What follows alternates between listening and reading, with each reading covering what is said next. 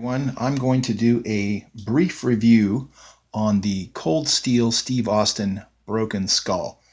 This is my first ever YouTube video slash review of anything, so forgive me if it's a little rough.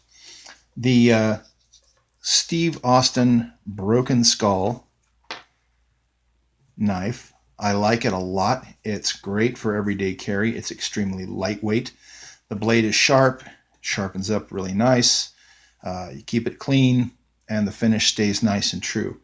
Now, my only beef, I think, with it, because I did see a couple of other reviews on YouTube, and Cold Steel highlights this as being a signature edition knife designed in collaboration with Steve Austin. So, nothing against Steve Austin. The guy could break my neck. Great wrestler, but Cold Steel, before they made the Broken Skull, also made the Lonestar Hunter, and you can see that it's nearly identical as far as the design and everything else goes. Before the Broken Skull and the Lonestar Hunter, which is another great knife, Schrade and Uncle Henry put out a very similar knife, and the big difference here is this is a liner lock, as you can see, and the blade isn't nearly as large. It's still a great knife, and I like it a lot, and it's got a nice sheath pouch to carry it with.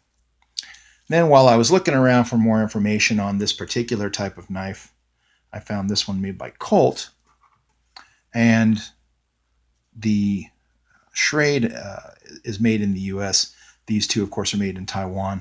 The Colt, is made in China. Having said that, it's also a liner lock. The bolsters are nice. This is a bone handle, and the blade's got a nice finish to it.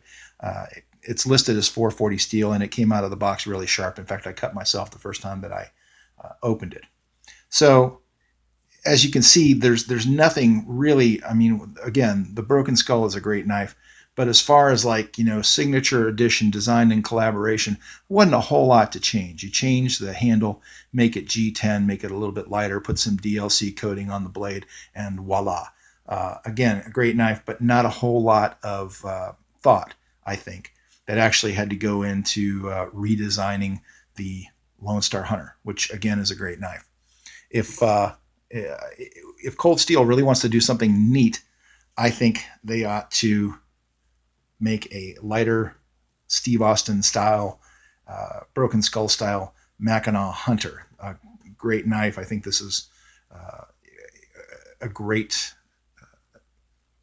what's the word I want to look for? A great contrast to like a Buck 110 or something like that. So I also want to give some props out to a couple of the other persons on YouTube that did videos regarding the Broken Skull. Nick Shabazz and Gideon's Tactical. You guys can see that. Okay. Nick does a couple of really good videos talking about the knife. He kind of bagged on the title, The Broken Skull, and I discovered that that's the name of a competition, some athletic competition, kind of like American Ninja Warrior or something like that Steve Austin does. And so that's where the Broken Skull name comes from. Gideon's Tactical also does a really nice video where he shows the knife being used out in the field and talks about the warranty. So again, great knife. I like it. It's really good for everyday carry. It's super lightweight. You pretty much forget that you've got it in your pocket. But the precursor to that, of course, was the Lonestar Hunter, which I really like in AUS 8 steel. And then the Uncle Henry Schrade. Not sure what kind of steel that is, but I really like it. It's just a nice knife to have. And then the Chinese made knife by Colt, which again, I think I paid $14 for it. So considering what that cost in comparison to the Broken Skull, which I think was like $60, a nice difference. This lists on Cold Steel's website, by the way, for $139. Look around, you can get a better deal on it than that. I think I paid maybe $50 for the Lonestar Hunter, and this I got on eBay. That was like $50. But again, not a unique design, really, when you think about it. just kind of reinventing the wheel when you look at like the liner locks.